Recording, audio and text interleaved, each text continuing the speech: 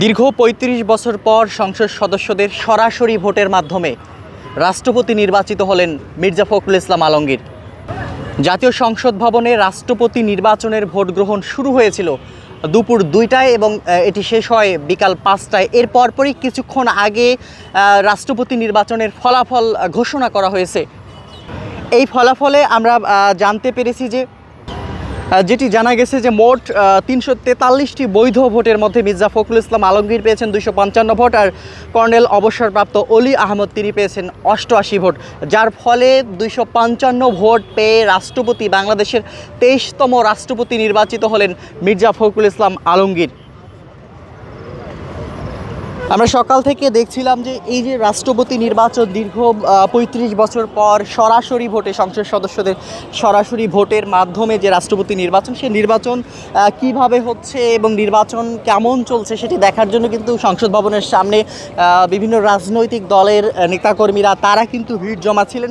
যেহেতু অল্প কিছুক্ষণ আগেই ফলাফল ঘোষণা করা হয়েছে এবং যেটি আমরা জানতে পেরেছি যে ২৫৫ ভোট পেয়ে এখন পর্যন্ত আমরা যেটি জেনেছি মির্জা ফখরুল ইসলাম আলমগীর বিএনপির তিনি মনোনীত ছিলেন, এবং তিনি কিন্তু ২৫৫ ভোট পেয়ে রাষ্ট্রপতি, বাংলাদেশের ২৩তম যে রাষ্ট্রপতি, সে ২৩তম রাষ্ট্রপতি নির্বাচিত হয়েছেন, তেমনটি আমরা জানতে পেরেছি। সব মিলিয়ে আমরা আপনাদেরকে যেটি দেখাচ্ছিলাম এই মুহূর্তে সংসদ ভবনের সামনে বিভিন্ন রাজনৈতিক দলের নেতাকর্মী থেকে শুরু করে অনেকেই কিন্তু এখানে এসেছেন, বিশেষ করে যে নতুন রাষ্ট্রপতি তাকে শুভেচ্ছা জানানোর জন্য অনেকে এখানে অপেক্ষা করছেন, তেমনটি কিন্তু আমরা সকাল থেকে দেখছি।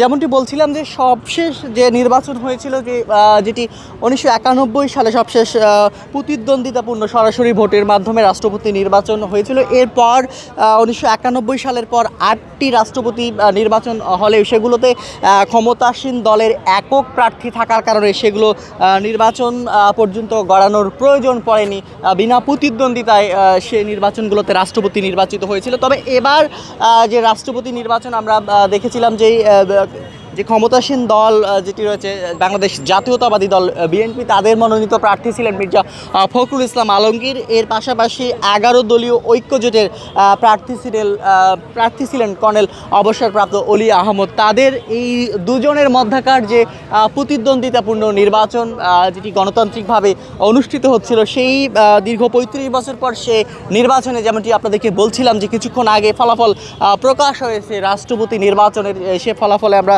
দেখেছি যে মির্জা ফখরুল ইসলাম আলমগীর তিনি পেয়েছেন ২৫৫ ভোট এবং কর্নেল অবসরপ্রাপ্ত অলি আহমদ তিনি পেয়েছেন ৮৮ ভোট, যার ফলে আমরা দেখতে পাচ্ছি যে দেশের ২৩তম রাষ্ট্রপতি নির্বাচিত হলেন মির্জা ফখরুল ইসলাম আলমগীর। এই রাষ্ট্রপতি নির্বাচনে একটি সাংবিধানিক বাধ্যবাধকতা আমরা দেখেছিলাম যে নিজ দলের সিদ্ধান্তের বাইরে গিয়ে কোনো সংসদ সদস্য তারা ভোট দিতে পারবেন না। যদি নিজ দলের সিদ্ধান্তের বাইরে গিয়ে ভোট প্রদান করেন তাহলে তার সংসদ সদস্য পদ বাতিল হতে পারে, এমন কিন্তু সাংবিধানিকভাবে বিধিনিষেধ রয়েছে। যার ফলে আমরা যেটি বলছিলাম যে সাধারণ মানুষ অনেকেই বলছিলেন যে সংসদ সদস্যের যে পূর্ণ মতামত, যে তার নিজের মতামত, সে মতামত কিন্তু ব্যক্ত করার সুযোগ নেই রাষ্ট্রপতি নির্বাচনে। দলীয় সিদ্ধান্ত যেটি হবে বা দল থেকে যাকে ভোট দিতে বলবে তাকে কিন্তু ভোট দিতে হবে, এমনটি কিন্তু সাধারণ মানুষ বলছিলেন। তারা বলছিলেন যে এই আইনটি আসলে পরিবর্তন করা দরকার। তারা বলছেন যে একজন সংসদ সদস্য তাদের নিজের